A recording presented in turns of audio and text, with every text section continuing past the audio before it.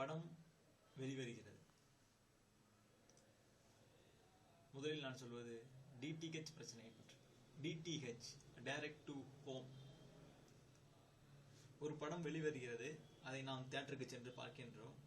ஒரு படம் நன்றாக இருக்கின்றது இல்லை, அது ஒரு உரம் இருக்க, நாம் கொடுத்த பணத்திற்கு இந்த தியேட்டர் உகந்ததுதானா என்ற கேள்வி நம் மனதை நெருடுகிறது. இதை யாராலும் மறுக்க இயலுமா? முடியாது. பல பெரிய நகரங்களில் உள்ளவர்களுக்கு அது போன்ற கேள்வி இல்லாமல் இருக்கலாம். அங்கு தியேட்டர் நன்றாக பராமரிக்க கூடும். அது என்பது பற்றி எனக்கு தெரியவில்லை. இங்கு சென்று படம் பார்ப்பதை விட நம் வீட்டில் உள்ள ஹோம் தியேட்டரில் படம் பார்த்து விடலாம் என்ற எண்ணம் பலருக்கும் உருவாகி வெகு நாட்கள் ஆகிவிட்டன. இது என்னவோ கமல் தான் புதிதாக கொண்டு வந்தார் என்றெல்லாம் அல்ல. கமல் இதற்கு ஒரு பாலம் போடலாம் என்று நினைத்தார், அவ்வளவுதான்.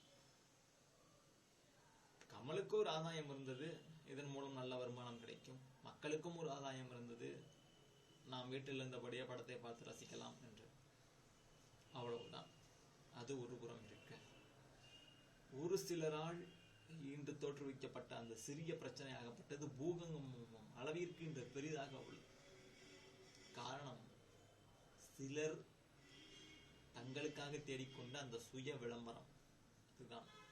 இதற்கு முன்பே பல படங்களில் இஸ்லாமியர்களை பற்றி எடுக்கிறார்கள், இஸ்லாமியர்களை தீவிரவாதியாகவும் காட்டியிருக்கிறார்கள். அப்படியெல்லாம் அப்போதெல்லாம் இவர்கள் எங்கே போனார்கள்? இதை அனைத்து இஸ்லாமியர்களும் யோசிக்க வேண்டும். நான் படித்ததும் ஒரு இஸ்லாமிய கல்லூரி தான். எனக்கும் பல இஸ்லாமிய நண்பர்கள் இருக்கிறார்கள். எனக்கு தெரிந்தவர்களை அவர்கள் யாரும் நேரடியாக கமலுக்கு எதிராக போர்க்குடி தூக்கினார்கள் என்றெல்லாம் இல்லை. சரி, ஒரு சில உதாரணங்களை நான் கூற விரும்புகிறேன். ஹேராம் படத்தில் மூளை செலவை செய்யப்பட்டு ஒருவன் காந்தியை கொள்வதற்காக, காந்தியை தவறாக புரிந்து கொண்டு காந்தியை கொள்வதற்காக செல்கின்றான். சாகித்ராம் என்று இந்து மதத்தை சேர்ந்தான். அவனை, இல்லையடா மடையா, காந்தி நாட்டின் ஒற்றுமைக்காக பாடுபட்டவர், நம்மை நம் அனைவரையுமே இந்தியர்கள் நினைப்பவர், அன்பு மிகுந்தவர், அதனால்தான் அந்த முடிவை எடுத்தார். நீ காந்தியை கொள்வது முறையற்ற செயல் என்று சொல்லி கமலிடம் வாக்குவாதத்தில் ஈடுபடும் ஒரு உயர்ந்த பாத்திரமாக ஷாருக்கானின் பாத்திரம் இருக்கும். அது ஒரு இஸ்லாமிய பாத்திரம். சரி, குருதி புனலில் அப்பாஸ் என்று அர்ஜுனின் வேடம்தான் கமலின் வேடத்தை விட மிகவும் பிரமாதமான, உண்மையான, நேர்மையான பாத்திரம்.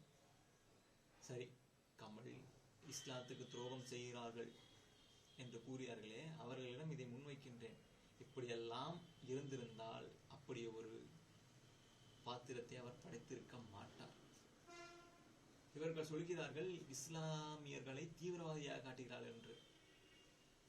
தாலிபன்களை காட்டுகிறார்கள். தாலிபன்கள் இஸ்லாத்தை பின்பற்றினால் அதற்கு அவர்கள் என்ன செய்ய முடியும்? ஒன்றும் செய்யலாம். சிறு குழந்தையின் கையில் துப்பாக்கியை கொடுக்கிறார்கள் என்று. ஆம், சரி, அவர்கள் முன்பு இன்னொரு கேள்வியை நான் கேட்கின்றேன். அஜ்மல் கசாபுக்கு என்ன வயது இருக்கும்? உங்களிடம் கேட்கின்றேன். அவர் எத்தனை வயதிலிருந்து பழக்கப்பட்டு இருப்பார்? கண்டிப்பாக பாலிய வயதிலிருந்து தான் பழக்கப்பட்டிருப்பார். அவர்கள் என்னவோ இந்திய முஸ்லிம்கள் அனைவரும் தீவிரவாதியாகவும் அவர்கள் எல்லாம் சிறு வயதில் இருந்தே குழந்தையை தீவிரவாதத்தில் வளர்க்கிறார்கள் என்றோ கமல் காட்டுகிறார் என்றெல்லாம் அவர்கள் கூறுகிறார்கள். அப்படியெல்லாம் அவர் காட்டுவதாக எனக்கு தெரியவில்லை. தாலிபன்களை காட்டுகிறார், தாலிபன்களை தீவிரவாதியாக காட்டுகிறார். அப்போ தீவிரவாதியாக காட்ட முடியும். அதற்காக இந்திய முஸ்லிம் அனைவரும் தீவிரவாதி என்று அவர் காட்டவும் இல்லை. இந்த படத்தை பார்த்துவிட்டு மற்ற சமூகத்தினர் அனைவரும் இஸ்லாத்தின் மீது வெறுப்பையும் இஸ்லாமியர்களும் தீவிரவாதி என்ற எண்ணத்தையும் கொண்டு விடுவார்கள் என்று அவர்கள் அஞ்சுவது அல்லது அஞ்சுவது போல் நடித்து அரசியலாக்குவது எல்லாம் பயனற்ற செயல். இப்பொழுது கூட அந்த ஒரு சிலர் தன் மதத்தின் பெயராலேயே மற்ற அனைத்து இஸ்லாமியர்களையும் தன் அரசியலுக்காக பயன்படுத்திக் கொள்கிறார்கள் என்பதுதான் நிதர்சனமான உண்மை. தமிழ்நாடு அரசை இதில் சமூக தீர்வு விரைவிலேயே எடுத்திருந்திருக்கலாம். இந்த தாமதம் தான் மிகவும் பாதிக்கப்படுகிறது. இப்போது கூட இந்த பிரச்சனை மருவி வேறு விதமாக பேசப்படுகிறது.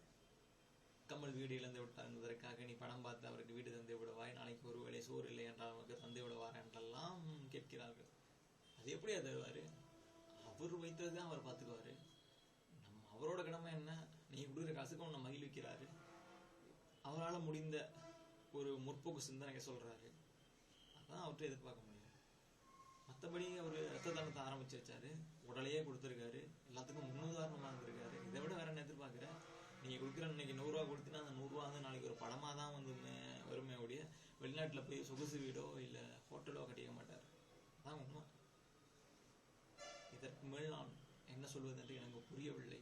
ஒரு கலைஞனை அழாத குறையாக தன் நாட்டை விட்டே சென்று விடுவேன் என்று கூறும் அளவுக்கு அவரை வருத்தி இருக்கிறார்கள். இதற்கு தமிழகமே தலைகுனிய வேண்டும். உண்மையை சொல்ல வேண்டுமென்றால் கமலின் மீதே பலர் கதக்காடி விட்டார்கள். அதுதான் உண்மை. நான் தலைகுனிகிறேன். மன்னித்து விடுங்கள்.